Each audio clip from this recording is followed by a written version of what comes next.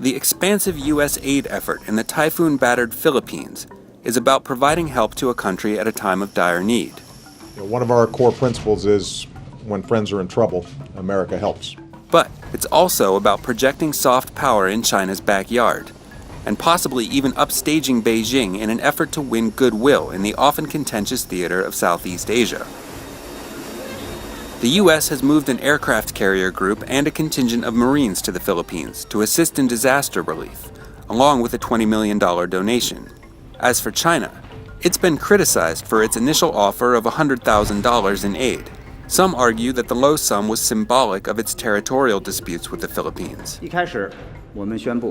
But on Friday, China announced that it would be stepping up its contributions to $1.6 million. Relief efforts with geopolitical undertones have played out in past crises as well. After the 2004 Indian Ocean tsunami that killed over 200,000 people, U.S. aid in the region eased tensions with Indonesia, prompting China to build and deploy its own hospital ship, the Peace Ark.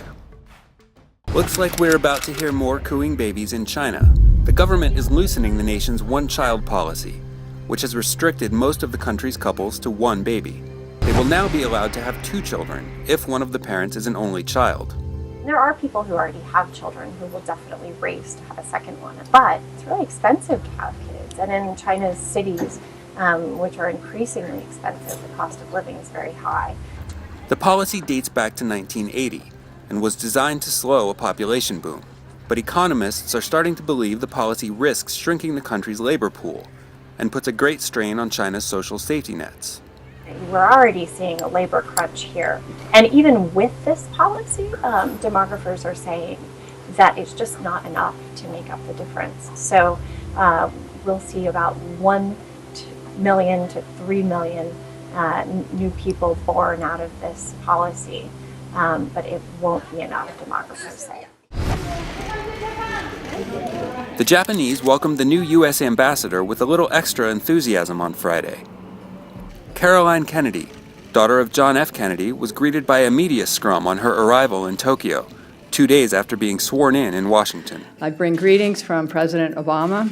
He is a great admirer of Japan, and I am honored to represent him as the United States ambassador. JFK is a political hero in Japan, and the appointment of a Kennedy scion to represent the U.S. is seen as a particular honor, reports WSJ's Yuka Hayashi. Prior to her appointment, Kennedy was an author and lawyer in New York.